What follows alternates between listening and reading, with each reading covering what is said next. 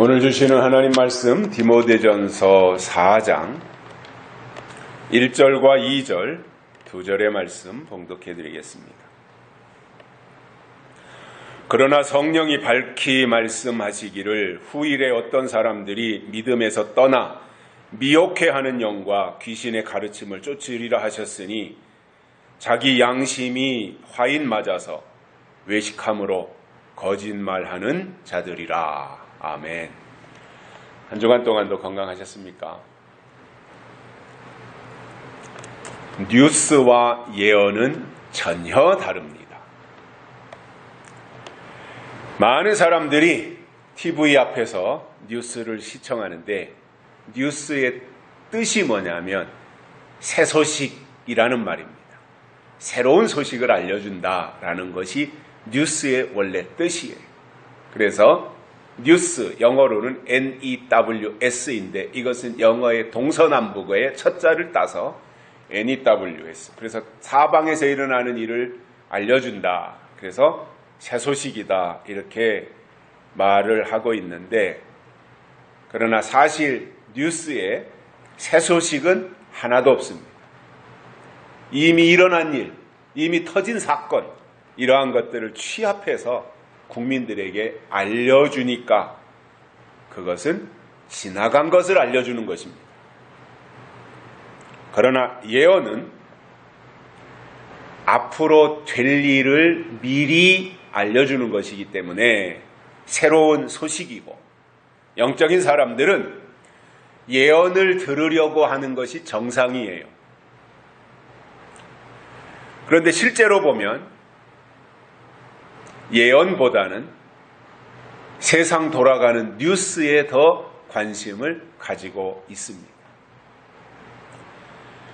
뉴스가 세상의 소식이라면, 세상의 이야기라면, 세상 돌아가는 이야기를 알려주는 것이라면 예언은 하나님의 소식을 전달해 주는 것이 예언인 것입니다. 설교라고 하는 것이 과거에 된 일을 조목조목 모아서 알려주는 것, 저는 당연히 필요하다고 봅니다. 왜냐하면 우리 기독교는 역사성을 가지고 있기 때문에 그렇습니다. 그래서 과거에 하나님이 하신 일이 무엇인지 이것에 대해서 필요할 때마다 강조하고 알려주는 것은 있어야 되지만 그러나 그것은 뉴스와 같은 것입니다. 이미 이런 일이 있었다라고 하는 것에 대해서 알려주는 거라는 거예요. 역사를 공부한다는 것이 그런 거잖아요. 아, 과거 이런 일이 있었구나. 조선시대에 이런 일이 있었구나. 조선시대 왕들이 이런 왕들이 있었구나. 이러한 것들을 알려주는 것과 같다는 거지요. 그러나 그런 것도 역사도 공부하잖아요. 우리가 21세기를 사는 사람들도 과거의 역사를 공부하잖아요.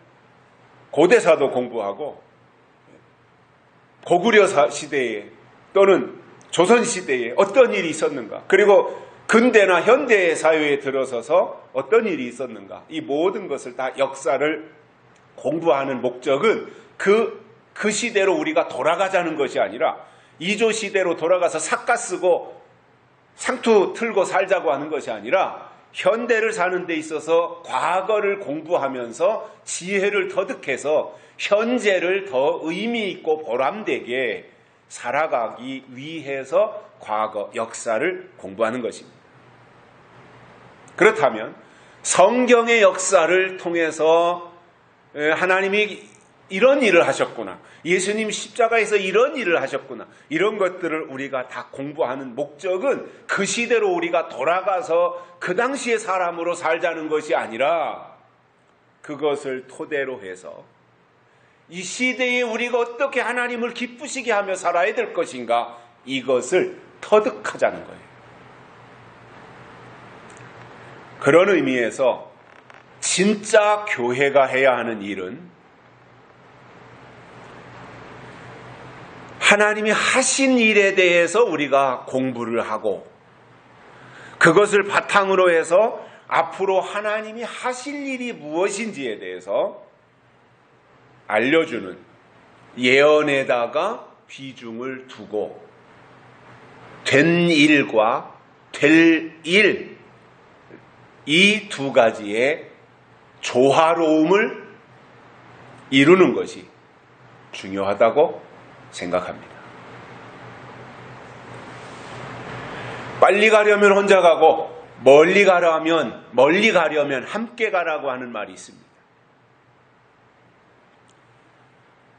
우리의 약속의 신앙은 하나님의 말씀을 받아서 같은 생각과 같은 마음 또는 같은 믿음을 간직한 동료들과 함께 가야 되는 거예요. 나 혼자 독주하고 나 혼자 그냥 100m 달리듯이 나만 빨리 가려고 하는 것이 아니라 내 주변에 있는 사람들과 함께 가야 된다라는 거예요. 그렇기 때문에 우리는 좀 뒤처졌다 그래서 비난하면 안 됩니다. 영적으로 좀 깨닫는 것이 더디다 그래서 그 사람을 향해서 손가락질하면 안 됩니다. 너는 왜 그 모양이냐고. 나보다 말씀을 훨씬 더 먼저 들었는데 왜 그것도 깨닫지 못하느냐고. 이렇게 비난하거나 헐뜯을 것이 아니라 그 사람도 같이 가야 될 사람이니까 이렇게 격려하고 북돋아주고 위로하고 용기를 심어주고 당신도 할 수 있다고. 나 같은 사람도 했는데 당신은 나보다 더 월등한데 왜 못 깨닫겠냐고. 그러면서 좀씩 토닥여주고 기다려주고 하면서 같이 가야 되는 것이 맞고요. 그래서 예언의 말씀을 함께 깨닫고 공유하는 것이 필요하다라는 거예요. 사람들이 왜 상처받는지를 보니까 자기가 좀 먼저 깨달았다 그래서 자기가 좀 머리가 회전이 빨리 된다 그래서 자기만 못한 사람들과 비교해서 자기가 조금 우월하기 때문에 우월감에 젖어서 뒤떨어진 사람을 향해서 손가락질하고 비난할 때 그 사람은 상처를 받더라 말이에요. 그렇게 갈 것이 아니라 우리는 좀 더디더라도 제대로 가자 이겁니다. 제가 가끔씩 말씀드리는 게 있잖아요. 속도보다 더 중요한 것은 방향이라는 거예요. 방향이 속도보다 훨씬 중요한 거예요. 그래서 우리가 방향을 하나님께로 방향을 약속에다가 맞추고 그리고 속도는 좀 조절하면서 뒤처져 있는 사람들을 격려하면서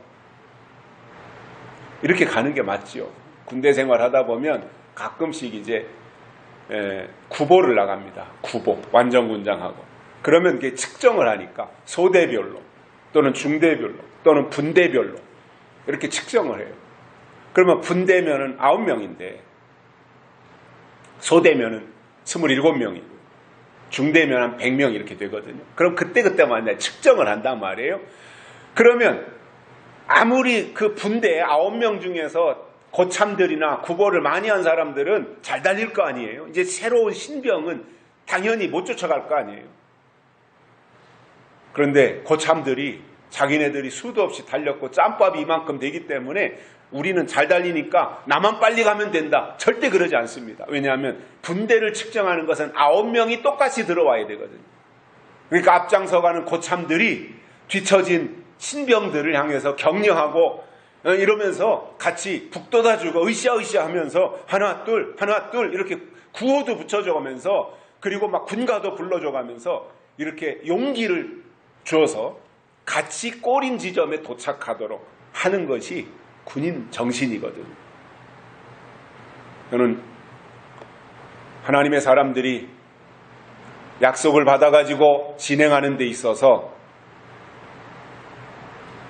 좀 깨달음이 둔하다 그래서 그를 좀 모자란 사람 취급한다든가 또는 경멸한다든가 또는 비난한다든가 이럴 것이 아니라 그 사람이 내 위치에까지, 내가 저 사람보다 한 발짝 앞서갔는데 저 사람도 내 위치에까지 올 수 있도록 기다려주고 격려하고 스크럼을 짜고 갈 수 있는 이 여유 또는 이 동역자 정신, 이러한 것이 저는 이 시대에 꼭 필요하다고 봅니다. 혼자 하나님의 일 하는 거 아닙니다. 함께 하는 겁니다. 오늘은 후일에 거짓 선지자들이 일어날 것에 대해서 성령이 디모데에게 말씀하신 것이 무엇인지 세 가지를 깨닫고 은혜를 받겠습니다. 첫째로 믿음에서 떠난다, 이 말씀을 했습니다. 후일이 되면 믿음에서 떠나는 사람들이 있다라는 거예요. 자, 그러면 여러분, 우리가 수없이 강조했고 들었고 어느 정도 정립해 있을 부분이 이제 믿음이라는 거예요. 이 믿음에 대한 정의는 우리가 분명하게 내려야 되는데, 믿음이라고 하는 것은 추상적인 게 아닙니다. 믿음이라는 것은 구호를 외치거나 또는 주문을 외우는 것이 아닙니다. 약속을 근거로 해서 믿음이 성립되기 때문에 하나님의 약속이 있어야 드디어 믿음이 있는 겁니다. 그래서 믿음을 말할 때는 믿음 이전에 하나님의 약속이 존재하느냐 안 하느냐 이거부터 봐야 되는 거예요. 개인이든 교회든 하나님의 약속을 근거로 해서 믿음이 출발하는 거예요. 그래서 믿음을 말하기 전에 약속이 있느냐 이것을 찾아야 된단 말입니다. 그런데 대개 사람들이 그러지 않습니다. 그냥 교회 다니면 믿음이고 열심히 있으면 믿음이고 이렇게 그냥 뭉퉁그려서 이야기를 하고, 그리고 그것이 마치 뛰어난 믿음인 것처럼 표현을 하는 거예요. 저는 그것이 어느 순간에 표현되어야 될 부분이고 필요하다고 생각은 하지만, 마치 열심히 믿음의 전부인 거로 포장을 한다면 그것은 틀릴 수도 있다는 겁니다. 왜냐하면 어떠한 믿음의 다양성이라는 것도 있잖아요. 신앙의 다양성이라는 것도 있잖아요. 그런데 열심을 낼 수 없는 사람도 있어요. 그런데 열심히 믿음인 것으로 포장한다면 그것은 성경이 말하는 믿음에서 벗어날 수도 있는 거예요. 왜냐? 성경은 약속이 있어야 믿음이 있다라고 설명하고 있기 때문에 그렇습니다. 아브라함이 믿음의 조상이 된 것은 하나님의 약속을 믿었기 때문인데, 아브라함이 여건이 좋았다든가 모든 기반이 다 갖춰져 있었기 때문에 하나님이 주신 약속을 믿었던 것은 절대로 아니었습니다. 아브라함에게 아들이 생긴다고 하는 이 말은 도저히 불가능하다는 것을 아브라함도 알고 아브라함의 부인 사라도 알아요. 그런 가운데서 하나님의 약속을 아브라함이 받았던 것입니다. 아브라함의 믿음을 단적으로 설명한다면, 아브라함은 바랄 수 없는 중에 바랐고 기다릴 수 없는 중에 기다렸고, 그리고 믿을 수 없는 중에 믿었던 것이 아브라함이었다라는 것입니다. 모든 여건이 다 그렇게 조성이 되었기 때문에 한 것이 아니라 아무런 조건이 만들어지지 않았는데도 불구하고 하나님이 말씀하셨기 때문에 그것을 믿었다는 뜻입니다. 우리의 믿음이 아브라함의 계통이라면 우리도 똑같이 하나님이 주신 약속을 부여잡고 그 약속을 믿는 믿음으로 나가는 것이 올바른 것입니다. 그런데 대개 보면 사람들이 설교 시간에 아멘을 크게 한다든가 아니면 통성기도를 같이 하면 그냥 목소리를 크게 하면서 소리 지르고 이렇게 기도를 하면 그 사람이 믿음 좋은 사람으로 평가를 합니다.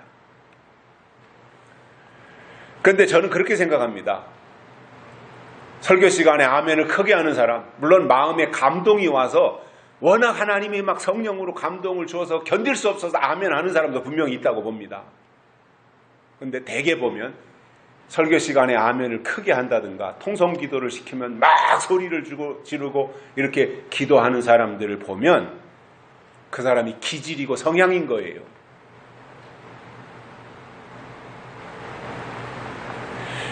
하나님 앞에서 믿음이라고 하는 것은 성경을 근거로 해서 하나님이 때를 따라 주시는 약속을 믿는 것입니다. 그런 의미에서 믿는 자들과 교회들에게 있어서 중요하게 생각해야 될 것은 하나님의 약속이고요. 그리고 약속은 이미 이루어진 것이 아니라 앞으로 이루어질 것, 앞에 있는 것이다 말이에요. 이게 약속이에요. 이게 믿음이라는 말이에요. 그러므로 지금 이 시대의 하나님의 약속은 이루어질 말씀을 기록한 요한계시록이고 요한계시록은 될 일이며 하나님이 하실 일입니다. 이것에 대해서 요한계시록 1장 1절에서는 반드시 속히 될 일이라고 했고 1장 19절에서는 장차 될 일이라고 했으며 4장 1절에서는 마땅히 될 일이라고 했고 22장 6절에서는 결코 속히 될 일 이렇게 말했습니다. 제가 오래전부터 요한계시록을 설명할 때마다 될 일이라고 말씀드리는 이유가 여기에 있습니다.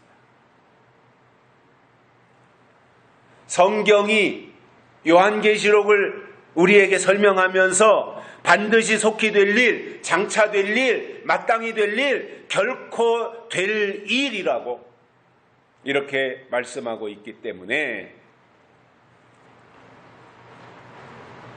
이것이 바로 성경이 말씀하고 있는 될 일이기 때문에 약속이라고 말하고 약속이기 때문에 예언이라고 설명드리는 것입니다. 그렇다면 신앙의 연조가 쌓여갈수록 5년, 10년, 15년, 20년 이렇게 우리의 믿음 생활의 연조가 쌓여갈수록 또 예수님의 재림이 점점 가까이 다가올수록 될 일 또는 하나님이 하실 일을 기록한 요한계시록의 말씀 속으로 들어가야 하나님이 그것을 보시고 그 사람을 믿음으로 인정하신다는 말입니다. 그런데 놀랍게도 예수님의 재림이 가까워질수록 사람들이 믿음에서 떠나간다고 하는 것이고 교회 안에 머물러 있기는 하지만 믿음이 없는 상태를 보여준다는 겁니다. 왜 그렇습니까? 약속이 없기 때문에 그렇습니다. 이것에 대해서 예수님께서는 2000년 전에 이미 이렇게 말씀하셨습니다. 인자가 올 때 믿음을 보겠느냐 이렇게 말씀하셨습니다. 예수님의 말씀입니다. 그러면 왜 우리가 현 상황을 보면 이토록 교회도 많이 있고 주일이면 예배드리기 위해서 교회를 찾아가는 사람들이 수없이 많이 있는데 왜 예수님은 인자가 올 때 믿음을 보겠느냐 이렇게 말씀하셨겠느냐는 거예요. 그 이유는 이런 겁니다. 예수님께서 이미 2000년 전이었지만 예수님이 다시 오실 때 상황을 다 꿰뚫고 보셨지 않겠습니까? 그런 관점에서 볼 때 교회 안에 있다고 해서 다 믿음이 아니다 그 말입니다. 예수님이 하신 말씀을 보면 나더러 주여 주여 하는 자마다 다 천국에 들어갈 것이 아니요 다만 하늘에 계신 내 아버지의 뜻대로 행하는 자라야 들어가리라 이렇게 말씀하셨습니다. 이 말은 주여 주여 하는 것이 중요한 것이 아니라 아버지의 뜻을 알고 행하는 것, 그 말씀 그대로 믿는 것이 훨씬 가치 있는 일이다, 그 말씀입니다. 그리고 아버지의 뜻이라고 하는 것은 성경을 통해서 나타나기 때문에 성경적인 신앙이 되는 것은 가장 기본입니다. 누가 이렇게 말했기 때문에 그 말이 옳다, 누가 이렇게 말했으니까 그 말 쫓아가자, 이것이 아니라 성경이 어떻게 말씀하고 있느냐, 이게 중요한 거예요. 그래서 작년에도 제가 말씀을 드렸는데 우리는 바이블 빌리버가 되자 그랬어요. 바이블 빌리버가 되자, 성경대로 믿는 신앙이 되자, 이겁니다. 우리가 요한계시록을 한다 그래가지고 이상한 사람들이 요한계시록을 왜곡시키고 요한계시록으로 선동하고 시한부정말론으로 가서 사람들을 멸망으로 빠뜨리는 이러한 계시록이 아니라 정말 성경이 우리에게 말씀하시고자 하는 하나님의 의도가 요한계시록 속에 담겨 있으니 계시록을 통해서 하나님의 의도와 하나님의 계획과 하나님의 뜻을 올바로 알고 그것을 사람들에게 알려주어서 사람들로 하여금 정상적으로 계시록을 깨닫고 이해하고 바르게 가도록 하는 이것이 저는 계시록을 제대로 깨달은 사람들이 해야 되는 일이라고 이렇게 이해를 하고 있습니다. 그래서 우리가 이 시대를 살아가면서 하나님의 뜻을 우리가 분별해야 되고 하나님의 사람으로 살아가는 데 있어서 정말 균형 감각은 중요한 거예요. 우리가 계시록을 한다 그래서 계시록 이전 것은 다 무시하고 없애버리고 계시록 요거 하나만 붙잡고 가자, 이렇게 되면 이상한 방향으로 나갈 수 있는 거거든요. 계시록을 강조하는 것은 좋아요. 저는 요한계시록은 강조할수록 좋다고 의미가 있다고 저는 생각을 합니다. 그러나 계시록을 강조하는 것만큼 그 강조하는 계시록을 뒷받침할 수 있는 다른 성경의 체계를 갖춰야 되는 거예요. 이게 안 되면 어떠한 성경의 체계, 다른 성경에서 이렇게 말씀하고 있는 이것이 계시록에서 이렇게 나타난 것이다, 이 밑바탕을 설명하지 못하면 이 아무리 증거하는 계시록은 이상한 방향으로 나갈 수밖에 없더라는 겁니다. 오래전 일입니다마는 사람들이 이제 저는 그때 당시에도 이건 계시록을 잘못 이해했다, 진리라고 하는 것을 잘못 깨달았다라고 생각을 했던 것이 있는데 뭐냐면 어떤 교회에서 우리의 여름 집회면 빠짐없이 참석하고 하던 어떤 교회가 워낙 재림신앙이 충만하고 예수님의 재림의 임박함을 뼈저리게 느끼면서 그것을 강조하고 하다 보니까 은혜라는 말조차 무시하고 진리만 옳고 은혜는 틀렸다, 이렇게 생각한 거예요. 그래서 찬송가를 보면 은혜의 찬송이 많잖아요. 은혜가 풍성한 하나님은 하나님의 은혜로, 은혜의 찬양이 많은데 찬송가에서 은혜를 다 빼버려요. 그리고 그걸 다 진리로 바꾼 거예요. 진리가 풍성한 하나님은 하나님의 진리로, 이렇게 바꿔버리니까 사람들에게 오해가 되는 거예요. 본인 그 사람들의 마음가짐은 저는 매우 뛰어났고 훌륭했다라고 생각합니다. 그런데 사실상 진리를 깨닫는 것도 하나님의 은혜인 겁니다. 저는 그분이 진리에 대한, 계시록에 대한, 예수님의 재림에 대한 열정은 뛰어났다고 하는 그 부분은 저는 충분히 인정을 합니다. 그런데 그분이 몰랐던 것이 있습니다. 계시록을 깨닫는 것도 하나님의 은혜다, 이걸 몰랐던 거예요.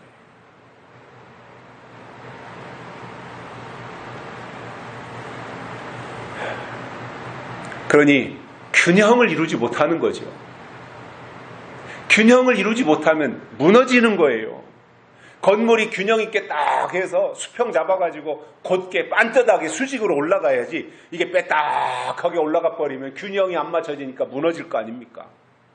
신앙의 구조물도 똑같거든요. 그러면 사람들이 믿음에서 떠난다고 할 때 교회를 등지고 신앙생활을 안 한다는 말이냐 하면 그게 아니라는 거예요. 하나님의 약속에서 떠난다는 말이고 계시록에서 멀어진다는 말입니다. 요즘 교회 생활하는 사람들을 보면 투철하게 신앙생활하는 사람들도 많이 있겠지만 많은 경우에 형식적으로 신앙생활을 하다 보니까 요한계시록이 눈에 들어오지 않습니다. 여러분, 계시록을 모르는데 그 속에 담겨진 하나님의 뜻을 이해할 수 있겠습니까? 계시록의 맥락을 전혀 알지 못하는 사람이 하나님의 뜻을 이해할 수 있겠습니까? 또 하나님의 뜻이 무엇인지 모르는데 그 사람 속에 믿음이 있겠습니까? 이것이 믿음에서 떠난 것이다, 그 말입니다. 그러면 왜 사람들이 믿음에서 이렇게 떠나겠습니까? 하나님의 약속에서 왜 떠나겠습니까? 그 이유는 절대적으로 설교자들에게 있습니다.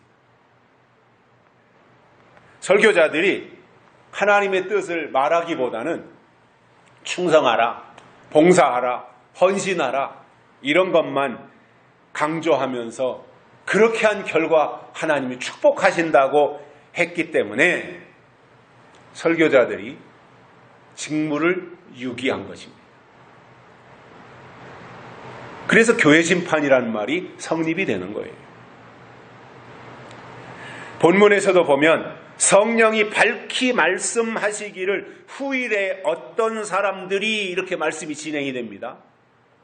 그러니까 성령이 지금 디모데에게 말씀하시는데 후일에 어떤 사람들이 이렇게 해서 양심에 화인 맞고 거짓말하는 자들이 된다라고 말씀했기 때문에 후일에 될 일을 말씀했으니까 예언을 말한 겁니다.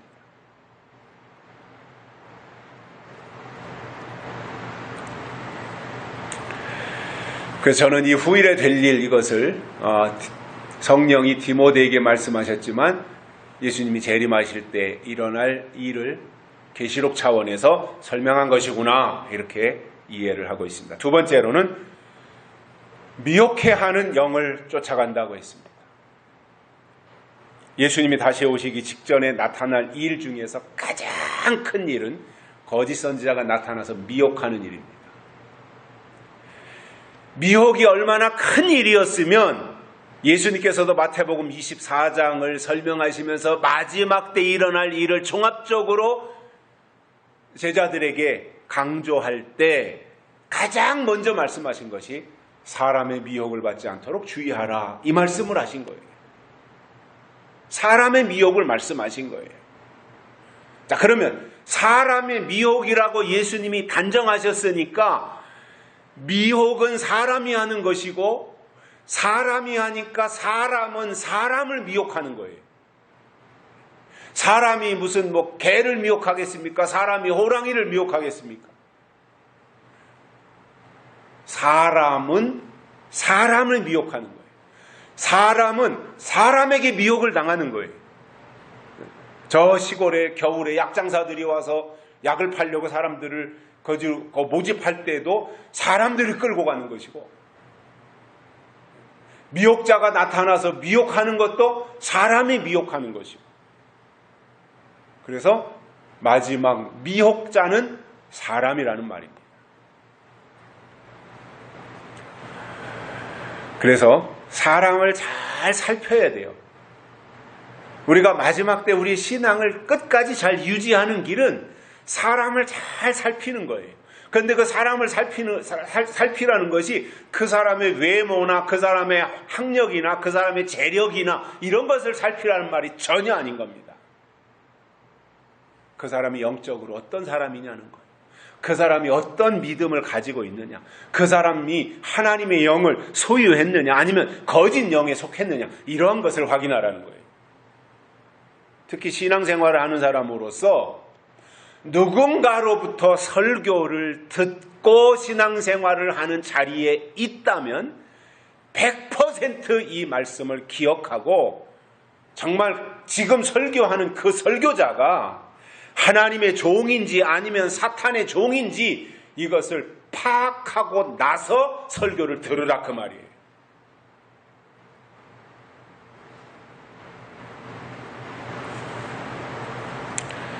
설교를 들어보면 그 설교의 내용 속에, 그 설교자가 지금 설교할 때 그 내용 속에 하나님의 약속이 담겨져서 선포하면 그는 하나님께 속한 영인 것이 확인이 된 겁니다.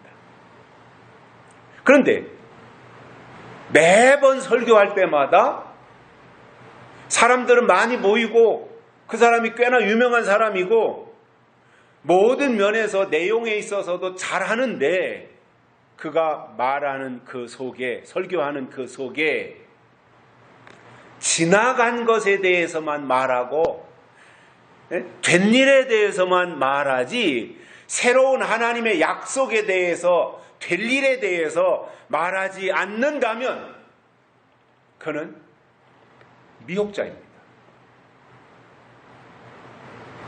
그 이야기입니다. 미혹이라고 하는 말은 하나님의 약속에다가 더하거나 빼거나 하는 것인데 이것을 분별하지 못하고 그가 미혹을 당하면 예수님을 맞이하는데 문제가 생깁니다. 미혹당한 사람이 신랑을 맞이할 수 있습니까?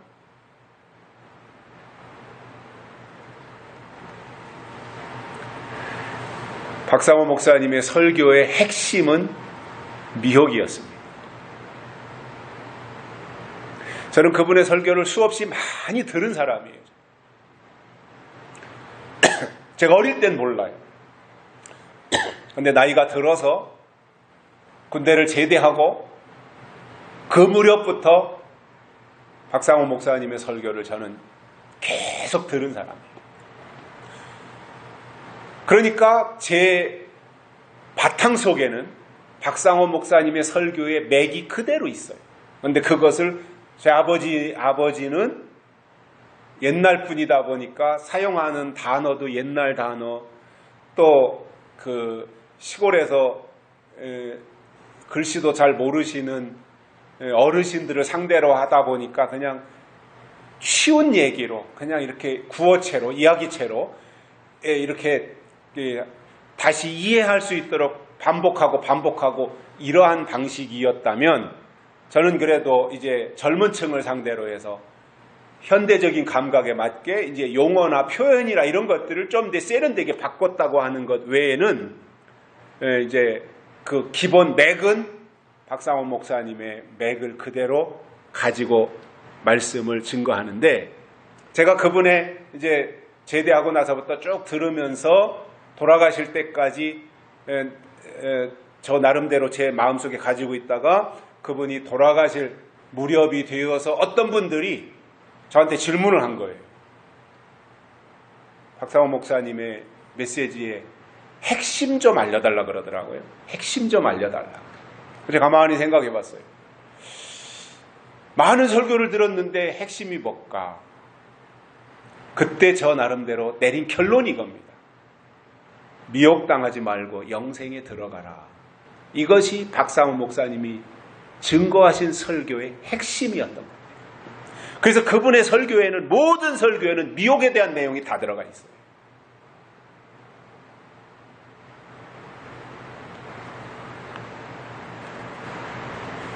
요한일서 4장에 보면 사도 요한이 이렇게 말씀했습니다. 영을 다 믿지 말고 오직 영들이 하나님께 속했는지 시험하라. 많은 거짓 선지자가 세상에 나왔음이니라. 이렇게 말씀하셨습니다. 분별해야 될 내용은 어느 때가 되면 하나님은 인을 치신다는 거예요. 그런데 사단은 표를 준다는 거예요. 인을 주는 역사와 표를 주는 역사가 같은 시대에 거의 비슷한 상황에서 나타난다라는 거예요. 그런데 인을 치든 표를 주든 이것은 각자가 자기 편을 표시하는 겁니다. 그게. 그러면 먼저 하나님 편에서는 인을 치시는데 시대마다 하나님이 인을 친 사건들이 있어요. 표현은 인이라고 안 했지만 인이라고 하는 것이 표시일 때, 하나님의 사람을 하나님이 표시한 것이다라고 할 때 성경에 보면 하나님의 백성들을 구분하시는 하나님 나름대로의 표시가 성경에 세 가지 방식으로 나왔습니다. 하나는 할례라는 방식으로 인을 치셨고, 두 번째로는 성령이라는 방법으로 인을 치셨으며, 세 번째로는 인이라는 방법으로 인을 치신 겁니다. 그래서 성경에 하나님의 백성을 표시하는 방법이 세 가지로 나와요. 구약과 신약을 통틀어서. 그러면 할례인이라고 하는 것은 이스라엘 백성으로 태어나면 8일 만에 남자의 생식기의 일부를 베어서 이스라엘 히브리 민족이라고 하는 표시, 흔적을 남겼던 거예요. 그러므로 아브라함의 자손이다 라는 것을 그렇게 표시를 했던 것입니다. 성령의 인은 마음에다가 합니다. 할례는 남자의 생식기에다가 하는 것이었다면 할례는 한참 위로 올라와서 마음에다가 하는 것이었습니다. 그래서 예수를 믿고 성령으로 거듭난 자에게 주시는 하나님의 표시였습니다. 그래서 성령의 인이라고 합니다. 하나님의 인은 이마에다가 합니다. 마음에서 이마로 올라갔습니다. 신앙의 수준이 할례의 인 맞을 때보다 성령의 인, 마음에 성령의 인을 받을 때가 더 높아져야 되고, 성령의 인을 맞을 때보다 하나님의 인을 맞을 때가 더 높아져야 돼요. 그리고 하나님의 인을 이마에다가 치신다고 하는 것은 생각의 구조가 다 바뀌어야 되는 거예요. 그래서 성경을 통해서 때를 분별하며 약속의 말씀으로 장성해지고 단단한 식물을 먹어서 거뜬히 소화시킬 수 있는 이 단계까지 가는 사람, 이것이 하나님의 도장을 찍은 인을 맞은 증거라는 것입니다. 반대로 마귀 편에서는 표를 줘요. 표. 이 표는 짐승의 표 666을 말합니다. 여섯째 나팔을 불면 이마에 하나님의 인을 맞지 아니한 모든 사람들은 이마와 오른손에 표를 받는다. 이렇게 계시록에서 설명을 하고 있습니다. 그러면 이 666을 위해서 나오는 것이 음녀인 거짓 선지자이고, 그들이 나와서 활동할 때 분별을 못하면 미혹당해서 짐승의 표를 받게 되어 있습니다. 자, 그러면 짐승의 표는 짐승의 영인데, 적그리스도의 영인데, 이것을 받으면 적그리스도의 영이 들어오는 순간 그 중심에 예수 그리스도의 가르침은 사라지는 거예요. 두 마음을 품을 수 없어요. 예수의 영이 지배하다가 적그리스도의 영을 내가 받아들이면 예수의 영은 나가고 적그리스도의 영이 그 속에 자리 잡고 있는 거예요.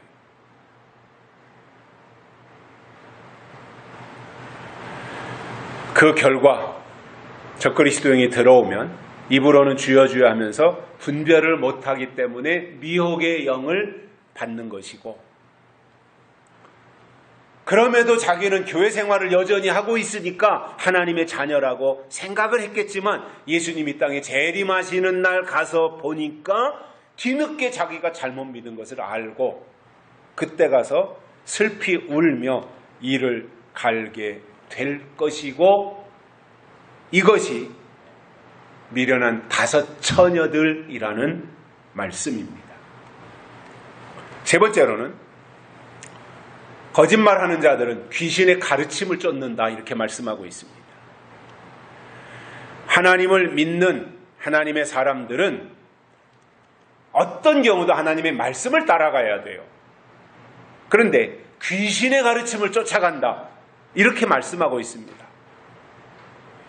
자, 우리가 살아가면서 어떤 말을 그 사람이 지금 듣고 그가 어디로 가는지를 보면 그 사람이 어디에 소속되어 있는지를 알 수 있습니다. 듣는 말과 가는 방향을 보면 그 사람의 소속은 자동으로 나오게 되어 있습니다. 예를 든다면 대한민국 땅에 살고 있으면서 북한을 추종한다든가 북한의 김정은이를 더 높이 떠받들고 그의 말을 들으며 김정은이에게 비중을 두고 있다면 그의 소속은 북한인 거예요. 대한민국 땅에 살고 있지만 그의 중심은 북한에 가 있고 언제든지 북한에서 지령이 떨어지면 그는 지령대로 움직일 사람인 거예요.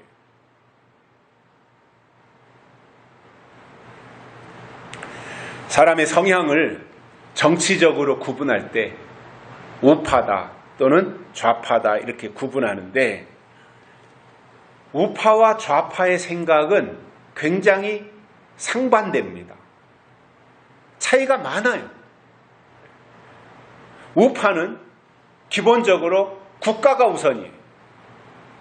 그리고 개인의 자유를 토대로 해서 경제적인 성장을 중요시합니다. 기업이 성장해야 되고 국가가 성장해야 되고 이 성장에다가 비중을 둬요. 우파의 이건 기본이 그래요. 그런데 좌파는 개인이 우선이에요. 개인. 내가 우선이에요. 나. 그래서 좌파들은 비리가 많은 거예요. 자기가 우선이다 보니까. 그리고 우파가 성장에다가 비중을 둔다면 좌파는 분배에다가 비중을 둬요. 자, 사회복지 잘합시다. 나누어 줍시다. 이거를 잘하는 거. 물론 필요해요. 그것도. 그래서 저는 한 10년은 우파가 정권을 잡아서 국가를 부강시켜 놓고 좌파가 한 5년 하고 그게 또 분배를 하고 그러면 좋을 것 같아요. 우파가 한 15년 해서 곡간을 좀 넉넉하게 해놓은 다음에 뭐 좌파가 한 5년 해서 또 분배하게 한다든가. 왜냐하면 이런 것들도 다 필요하거든요. 근데 뭐 우파가 정권을 잡았다고 해서 분배를 전혀 안 한다는 것이 아니라 중요한 비중이 성장에 있다는 거예요. 그러니까 우파가 정권을 잡아서는 절대로 소득주도 성장 이런 거 안 합니다. 마찬가지로 교회는 어떤 개인이 신앙생활을 하면서 예배에는 꼬박꼬박 참여를 하는데 생각은 세상 것으로 가득 차 있다면 몸은 교회에 왔어도 그의 생각이 그의 마음이 세상에 가 있다면 그는 세상 사람인 거예요. 하나님의 말씀을 들으려고 하기보다 세상 말이 더 크게 들리고 세상 말이 더 위대하게 들린다면 그는 세상 사람인 거예요. 계시록에 보면 하나님의 역사와 사단의 역사가 나오는데 둘 다 활동 무대는 교회입니다. 하나님은 성경에 기록된 약속의 말씀으로 역사하시지만 사탄이 교회 안에서 역사할 때는 기사와 이적으로 나타나고 그때 교회 안에서 기적이 나타났으니까 이건 하나님의 역사라고 생각하고 눈이 휘둥그레지면 그에게 귀신의 가르침이 쑥 들어가는 거예요. 우리가 분명히 여기서 정립하고 가야 됩니다. 하나님은 말씀으로 역사하고 사단은 기사와 이적으로 역사한다 이거예요. 비중을 어디에다 둘 겁니까? 그러면 귀신의 가르침은 땅의 소리인데 요한계시록이 이루어지는 것에 대해서 순서대로 말해 주지 않았기 때문에 땅의 소리에 익숙해지고 그는 하나님의 역사에 대해서 분별하지 못하는 것입니다. 계시록 16장 14절에 보면 이렇게 말씀합니다. 저희는 귀신의 영이라 이적을 행하여 온 천하 임금들에게 가서 하나님 곧 전능하신 이의 큰 날의 전쟁을 위하여 그들을 모으리라 이렇게 말씀하고 있는데, 여기서 그들을 모은다고 하는 것은 바로 앞에 있는 13절에서 개구리 같은 새 영을 모은다 그 말이에요.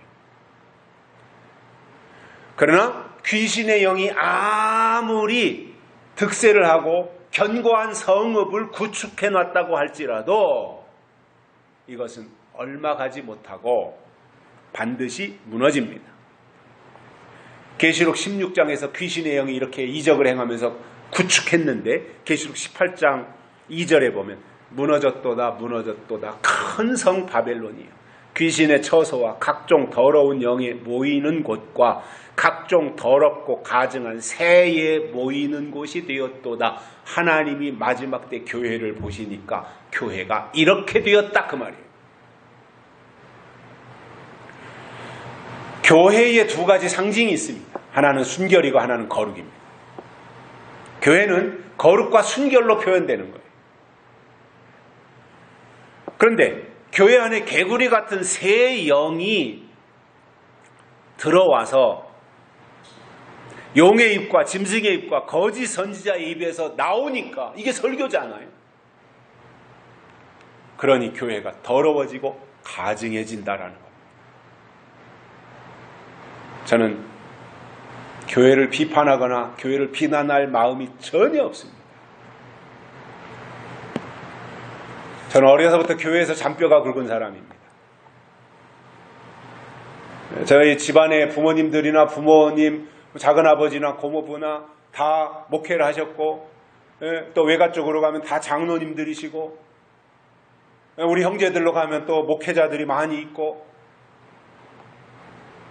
대대로 또 신앙생활을 해왔고 또 앞으로도 이어가야 될 부분인데 왜 제가 교회를 비난하겠습니까? 그러나 이 시대의 교회가 마땅히 해야 될 일을 안 하고 있는, 직무유기를 하고 있는 이 부분은 잘못하고 있는 것이다. 그로 인해서 하나님께로 가야 될 영혼들이 사단에게로 지금 먹잇감으로 던져지고 있다라고 하는 이 부분을 저는 말하고 있는 겁니다. 신앙은 영의 문제인데 하나님의 영을 받을 것이냐 귀신의 영을 받을 것이냐. 자, 그러면 영은 말씀입니다. 하나님은 말씀이시고 말씀은 영이고 영은 말씀이고 말씀은 하나님이고 이게 똑같은 이야기가 되잖아요. 그래서 영은 말씀이기 때문에 하나님의 영이 사람에게 들어갈 때는 말씀을 통해서 들어가는 거예요. 그리고 내가 그 말씀을 아멘으로 받아들이고 내가 꿀꺽 삼켜버리면 그 말씀이 내 안에 들어가서 내 속에서 다시 하나님의 영이 되는 거예요. 그런데 하나님의 영인지 귀신의 영인지 알아야 분별을 하지 않겠습니까?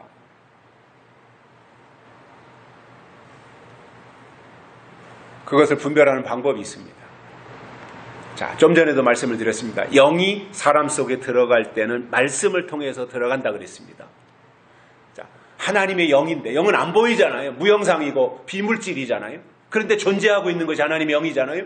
그 영이 내 안에 들어올 때는 이 말씀이라고 하는 이 도구를 통해서 그 말씀이 내 안에 들어왔어요. 그리고 내 안에서 영이 돼요. 하나님의 영이 내 안에 계신 거예요. 그러다가 내 안에 있는 영이 다시 내 밖으로 나갈 때에는 말씀을 통해서 나가는 거예요. 그렇기 때문에 설교를 듣거나 대화를 나눠보면 그 사람 속에 있는 영이 어떤 영인지 알 수 있는 겁니다. 우리나라에서도 저 사람이 좌파냐 우파냐 이것을 구별하는 길은 그 사람하고 몇 마디 정치적인 대화를 나눠보면 아, 저 사람은 좌파구나, 저 사람은 우파구나, 이것이 분명히 알 수 있습니다. 대표적으로 제가 이렇게 설명해 볼까요? 박근혜를 욕하면 그 사람은 좌파예요. 문재인을 욕하면 그 사람은 우파예요. 이거는요, 숨길 수 없는 거예요.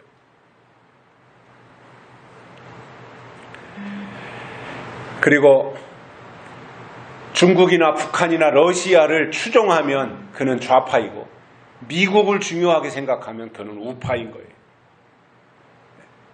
이거는 소속의 문제이기 때문에 너무나도 정확한 겁니다. 로마서 8장에 보면 그리스도의 영이 없으면 그리스도의 사람이 아니라고 하셨기 때문에 우리 안에 그리스도의 영이 있으면 그는 그리스도의 사람이고 하나님의 약속이 있으면 약속의 사람인 겁니다.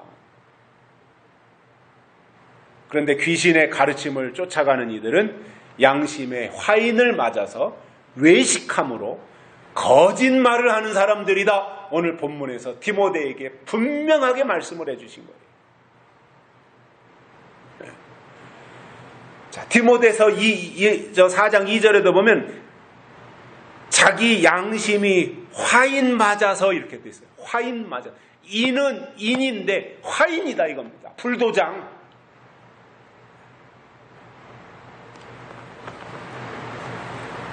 그러니 불도장을 양심에다가 마음에다가 찍었으니 마비되는 거 아니에요. 불도장을 찍었으니 다 살이 타고 근육이 신경이 다 마비되었을 거 아니에요. 그러니까 양심이 마비돼서 예수님의 재림에 대해서까지도 거짓말하게 된다고 하는 것이 오늘 말씀의 내용인 것입니다. 결론으로 하나님 편에서의 신앙이라고 하는 것은 하나님의 마음을 가지고 진실을 말하지만 거짓말하는 사람들은 믿음에서 떠나고 미혹해하는 영을 쫓아가며 귀신의 가르침을 따른다고 이렇게 말씀하고 있는데 그것은 땅의 소리에 귀가 솔깃해서 땅의 소리에 마음을 뺏겨서 그쪽으로 갈 수밖에 없는 것이고 그렇게 되는 이유는 분별을 하지 못하기 때문이다 그 말이에요. 하나님이 기뻐하시는 믿음은 하늘의 소리를 들어야 돼요. 하늘의 말씀을 들어야 돼요. 하나님의 나팔 소리를 들어야 되는 거예요. 그래서 성령이 교회들에게 하시는 말씀을 귀 있는 자는 들으라 이렇게 계시록에서 말씀하고 있는 것처럼 그 말씀을 들어야 거짓을 분별해내고 거짓을 이길 수 있다는 것을 아시고 바른 신앙관으로 아브라함처럼 약속을 믿는 종들이 되시기를 주의 이름으로 축복합니다. 살아계신 하나님 아버지 감사합니다. 오늘 또 우리를 불러주시고 하나님의 말씀을 듣게 해주셔서 감사를 드립니다. 거짓말하는 자들이 하는 일이 무엇인지 우리가 오늘 또 3가지를 들었습니다. 우리는 여기에 해당하지 아니하고 하나님 편에 속해서 늘 진실을 말하고 참을 깨달으며 하늘의 소리를 들을 수 있는 저희들 되게 해 주옵소서. 다시 오실 예수님의 이름으로 간절히 기도드리옵나이다. 아멘. 찬송가 474장 부르시면서 헌금 드리시겠습니다.